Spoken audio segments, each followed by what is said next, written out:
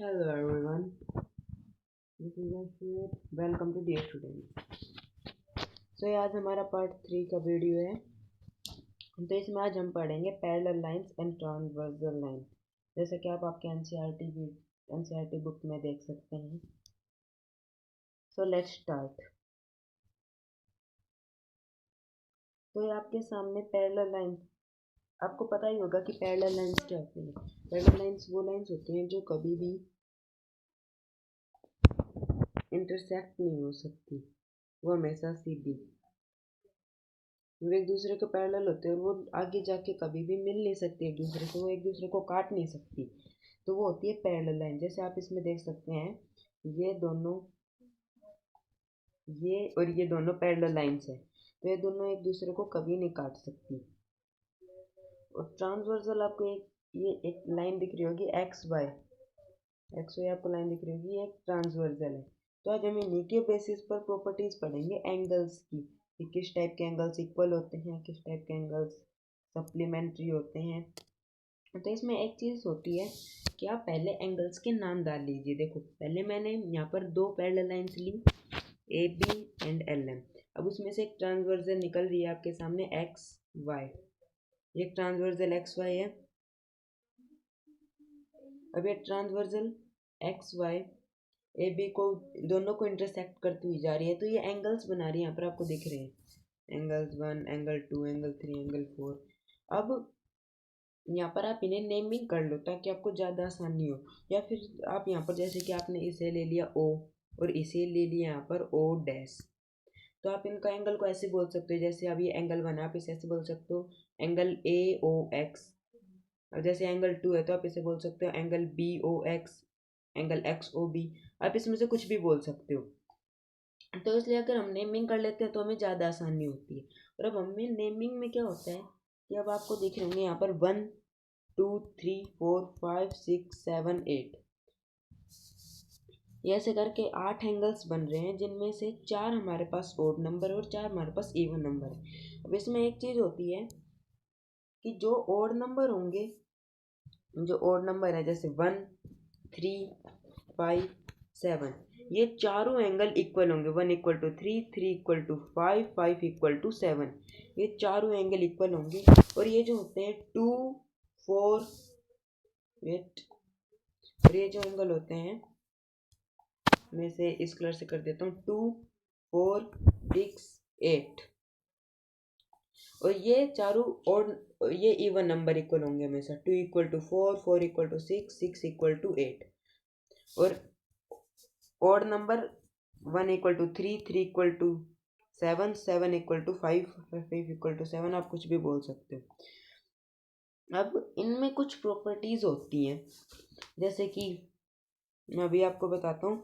अब आपको इसमें एक चीज़, आपको इसमें एक लीनियर पेयर दिख रहा होगा, ये एक लीनियर पेयर, ये एक स्ट्रेट लाइन हो गई ए बी, ये एक रो हो गई। मान लो हमने इस पॉइंट को ओ मान लिया, तो एक ये हो गए रे ओ एक्स, तो ये लीनियर पेयर। तो सिंपल सी बात है कि जब एक इवन नंबर जैसे है हमारे पास 2 हो गया, और एक ओड नंबर हमारे पास 1 हो गया, तो जब ये दोनों मिलते हैं 1 प्लस 2 जो होंगे 2, तो इनका सम हमारे पास हमेशा आएगा 180 डिग्री।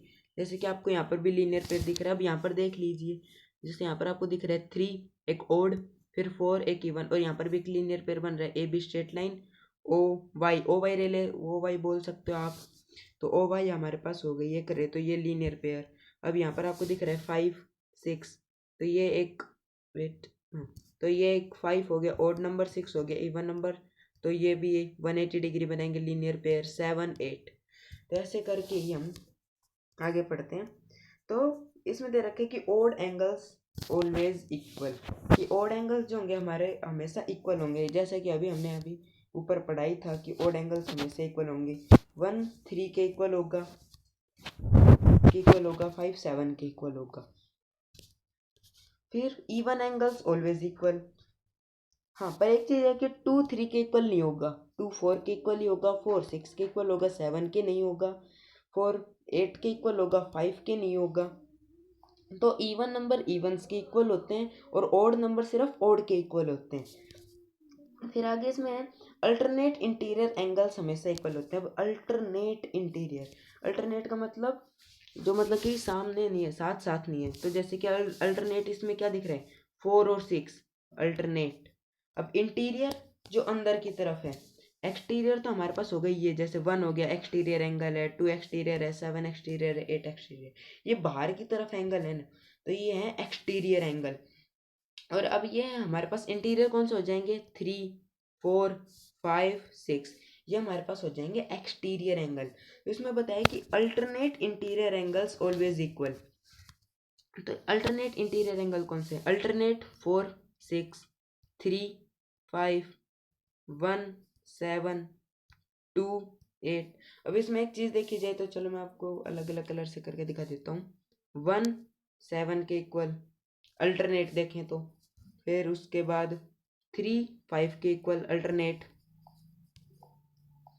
4 6 के इक्वल अल्टरनेट, 2 8 के इक्वल अल्टरनेट। अब इसमें एक चीज़ है कि ये दोनों इवन नंबर है, ये भी इवन नंबर है, ये भी इवन नंबर है, इसलिए इक्वल है। ये ओड नंबर है, ये भी ओड नंबर है, और ये भी ओड नंबर है, इसलिए ये भी इक्वल है। अब इसमें बता रखे कि अल्टरनेट इंटीरियर, इंटीरियर इसमें सब जोड़ रखे, इंटीरियर अंदर की तरफ वाले, तो 4 6 हमेशा इक्वल होंगे। अल्टरनेट भी हैं ये, और इंटीरियर अंदर की तरफ है, ट्रांसवर्सल के अंदर की साइड है ये, तो 4 एंगल 6 के इक्वल होगा हमेशा। एंगल 4 हमेशा एंगल 6 के इक्वल होगा। ऐसी अल्टरनेट इंटीरियर, अब अल्टरनेट तो 3 और 5 भी हैं, और ये भी इंटीरियर, तो ये भी एंगल 3 हमेशा एंगल 5 के होगा। और आप एक चीज़ देख सकते हो कि 4 इवन है, 6 भी इवन है, तो ये इक्वल है, और 3 ओड है और 5 भी ओड है, तो ये भी इक्वल है। तो अब आगे हमारे पास क्या है, alternate exterior angle always equal. जैसे मैंने अभी आपको बताया था अल्टरनेट एंगल, जैसे एक्सटीरियर अब कौन से है हमारे पास, एक्सटीरियर हो गए 1 2 7 और 8, ये हमारे पास 4 हो गए एक्सटीरियर एंगल। तो इसमें दे रखा है कि alternate exterior angle always equal. तो अल्टरनेट एक्सटीरियर कौन से हो जाएंगे, 1 और 7 अल्टरनेट है और एक्सटीरियर है, तो 1 always equal to 7, angle 7 angle 1 always equal होंगे। और वैसे भी ये क्या है, ओड नंबर है, तो ओड नंबर के एंगल वैसे भी इक्वल ही होते हैं। हाँ, यहाँ पर ये नहीं हो सकता कि एंगल 1 इक्वल टू एंगल 8, नहीं, क्योंकि ओड नंबर इवन से इक्वल नहीं होगा। हाँ, 180 डिग्री जरूर बनाएंगे, वो सप्लीमेंट होंगे, लेकिन वो इवन इक्वल नहीं होंगे। तो ऐसे ही अब अल्टरनेट, तो ये भी है 2 और 8, ये भी एक्सटीरियर है, तो ये भी एंगल इक्वल होंगे, angle 2 also equal to angle 8, ये दोनों एंगल भी इक्वल होंगे। आप बस वो याद कर सकते हो कि इवन नंबर इक्वल होते हैं, ओड नंबर इक्वल्स होते हैं। ओके, फिर अब अगला हमारे पास आता है कोरोस्पोंडिंग एंगल्स इक्वल। तो ये कोरस्पॉन्डिंग में बहुत ज़्यादा दिक्कत आ जाती है, मतलब कि भूल जाता है कि कोरस्पॉन्डिंग कैसे थे। ये 1 8 कोरस्पॉन्डिंग थे, 1 8 कोरस्पॉन्डिंग थे, या 4 5 कोरस्पॉन्डिंग थे, 1 5 कोरस्पॉन्डिंग थे। तो कोरस्पॉन्डिंग एक एंगल छोड़ के, जैसे कि 2 और 6 हमेशा इक्वल होंगे, 2 और 6, तो इसमें हमने एक एंगल 3 बीच का छोड़ दिया। ऐसे ही हम कह सकते हैं कि 3 और 7 हमेशा इक्वल होंगे, तो इसमें हमने क्या छोड़ दिया, 6 हमने छोड़ दिया। तो एक एंगल छोड़ के, बस आप एक चीज़ याद करो, कोरस्पॉन्डिंग में हमें एक एंगल छोड़ देना है, भूल जाना है, ठीक है। तो अब इसमें भी वही चीज़ है कि ओड नंबर इक्वल आ रहे हैं, तो अब कोरस्पॉन्डिंग, जैसे अब इसमें कोरस्पॉन्डिंग 1 का कोरस्पॉन्डिंग में क्या आएगा, एक एंगल हमने 4 एंगल भूल गए, बचा 5, तो 1 का कोरस्पॉन्डिंग होगा 5। अब 1 और 5 दोनों ओड नंबर है, तो ये दोनों इक्वल होंगे, तो एंगल 1 इक्वल टू एंगल 5, ये कोरस्पॉन्डिंग एंगल्स हमेशा इक्वल होंगे। फिर अब 4 का कोरस्पॉन्डिंग क्या हो जाएगा, 4, तो 4 के जाने के लिए हमें 5 को भूल गए, 8 आ गया, तो एंगल 4 इक्वल टू एंगल 8, ये दोनों क्या है, ये दोनों है इवन नंबर, तो इक्वल होते हैं। वैसे ही कोरस्पॉन्डिंग हो गए 2 और 6, एंगल 2 इक्वल टू एंगल 6, एक को छोड़ा हमने, और ये इवन नंबर है। तो वैसे ही हमारे पास angle 3 equal to angle 7, angle 3 हमारे पास एंगल इक्वल टू एंगल 7 हो जाएंगे। तो अब अगर हमसे कोई पूछ ले कि भाई इक्वल कौन कौन से एंगल्स होते हैं, तो एक तो सिंपल सी बात है कि नंबर प्लॉट कर दें तो ओड एंगल्स हमेशा इक्वल होंगे और इवन एंगल हमेशा इक्वल होंगे। और अगर वैसे मैथमेटिकली देखा जाए तो हमारे पास एक होता है alternate interior angle, 4 6 alternate interior angle, और एक होता है हमारे पास अल्टरनेट एक्सटीरियर एंगल 1, 7, 2, 8। ये तो अल्टरनेट इंटीरियर हो जाएंगे 3, 5। तो पहले ये दो याद करो। अल्टरनेट इंटीरियर एंगल जो अल्टरनेट होते हैं अपोजिट अपोजिट और वो अंदर की साइड होते हैं। और फिर अल्टरनेट एक्सटीरियर एंगल जो वो भी अपोजिट होते हैं लेकिन वो बाहर की तरफ होते हैं। जैसे 1 हो गया और 7 हो गया, अल्टरनेट है लेकिन बाहर की तरफ है, तो ये अल्टरनेट एक्सटीरियर और ये इंटीरियर। फिर उसके बाद हमारे पास आता है कोरस्पॉन्डिंग, जो हमने अभी अभी पढ़ा है। मतलब कि अब हमारे पास तीन तीन एंगल्स है जो इक्वल होते हैं, अल्टरनेट इंटीरियर, अल्टरनेट एक्सटीरियर और कोरस्पॉन्डिंग। कोरस्पॉन्डिंग में हम एक भूल जाएंगे, जैसे 1 का कोरस्पॉन्डिंग क्या हो जाएगा, 4 को भूल गए इसके बीच में आता है 5। 2 का कोरस्पॉन्डिंग क्या होगा, 3 को भूल गए 6। 3 का क्या होगा, 6 को भूल गए 7। ऐसे ये एंगल्स भी इक्वल होते हैं, कोरस्पॉन्डिंग एंगल्स इक्वल होते हैं, अल्टरनेट इंटीरियर एंगल्स इक्वल होते हैं और अल्टरनेट एक्सटीरियर एंगल्स इक्वल होते हैं। इन्हें हमेशा याद रखना।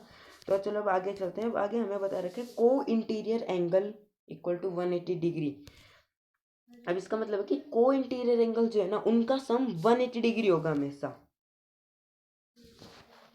जैसे को इंटीरियर एंगल्स कौन से होते हैं, तो को इंटीरियर एंगल जैसे अभी हमने पढ़ा था अल्टरनेट इंटीरियर एंगल, तो अल्टरनेट जो अपोजिट है 4 और 6, 4 एक लाइन में नहीं है, जैसे 4 और 5 तो एक लाइन में आ गए, लेकिन 4 और 6 अपोजिट है, तो अल्टरनेट और अंदर की तरफ इंटीरियर एंगल। तो को इंटीरियर एंगल हमारे पास हो जाएंगे जो एक ही लाइन में है, अंदर जो दोनों ट्रांसवर्सल के अंदर हैं, जैसे 3, 6 अंदर हैं, 4, 5 अंदर हैं, 3, 4, 5, 6 ये चारों हमारे पास इंटीरियर एंगल है ना। तो फिर उसी हिसाब से अब को लग गया, तो मतलब कि जो एक ही लाइन में है तो इनका सम हमेशा होगा 180 डिग्री। जैसे मैंने आपको पहले बताया था कि even angle plus odd angle हमेशा हमारे पास उनका सम मिलेगा 180 डिग्री। हमेशा उनका सम हमारे पास कितना मिलेगा, 180 डिग्री। तो वैसे इसमें बताया है कि को इंटीरियर एंगल हमें इक्वल टू 180 डिग्री।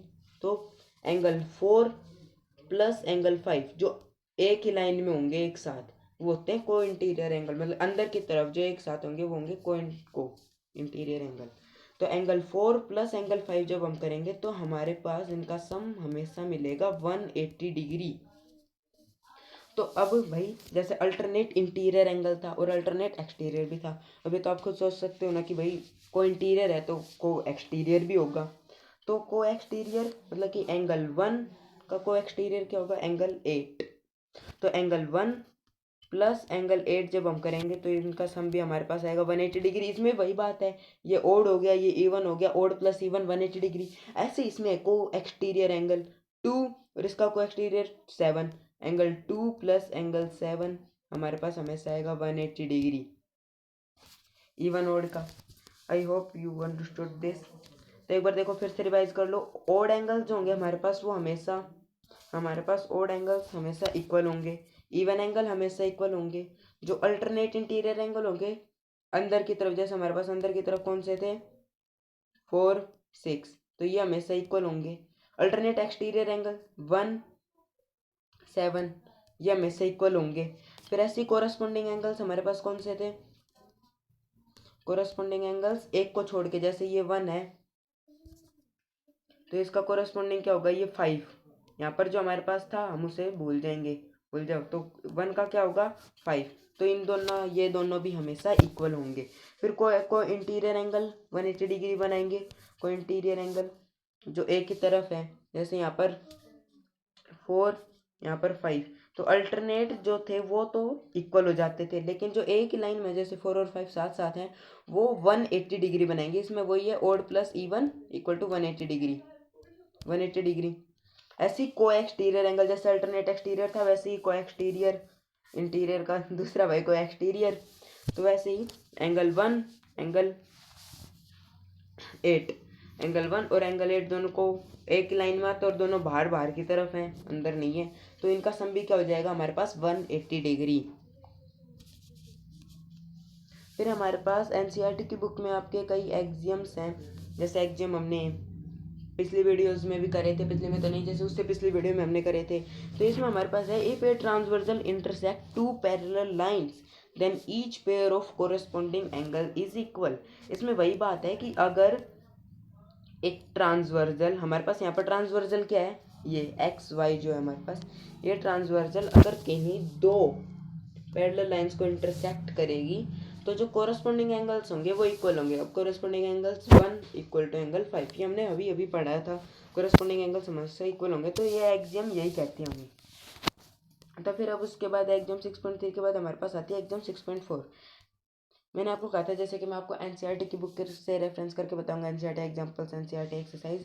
तो अब हमारे पास एग्जाम 6.4 आती है। एग्जाम 6.4 हमें क्या कहती है, if a transversal intersect two line such that a pair of corresponding angle is equal then the two line are parallel to each other. अब इसमें हमें क्या बताया है, हम चलते हैं। हाँ, तो इसमें हमें बताया है कि अगर एक ट्रांसवर्सल किसी भी दो लाइंस को इंटरसेक्ट करेगी, कैसे भी, अब चाहे वो इंटरसेक्ट करती हूँ पैरेलल ना हो, जैसे ये दो लाइन हो गई, अभी आगे जाएंगे तो ये पैरेलल तो नहीं रहेंगे, इंटरसेक्ट कर देंगे। तो इसमें ऐसे बताया कि अगर एक ट्रांसवर्सल कैसी भी दो लाइनों को इंटरसेक्ट कर रही है और अगर उसके कोरस्पॉन्डिंग एंगल्स इक्वल हो गए ना, अगर उसके कोरस्पॉन्डिंग एंगल्स इक्वल होंगे तो इसका ये मतलब है कि जो लाइंस होंगी ना वो भी पैरेलल्स होंगी। ये कुछ नहीं है, एग्जाम 6.3 का कॉन्वर्स है ये, कि भाई अगर दो पैरेलल लाइंस को अगर एक ट्रांसवर्सल काटे तो उसके कोरस्पॉन्डिंग एंगल्स इक्वल होंगे। तो वैसे ही है कि अगर कोरस्पॉन्डिंग एंगल्स इक्वल होंगे तो वो लाइन पैरेलल्स होंगी। So I hope you understood this. So आज की क्लास में इतना ही, मिलते हैं अगली वीडियो में जिसमें मैं आपको थ्योरम्स करवाऊंगा इस एक्सरसाइज के लिए। So bye bye guys, good night, take care, that's all for today, bye.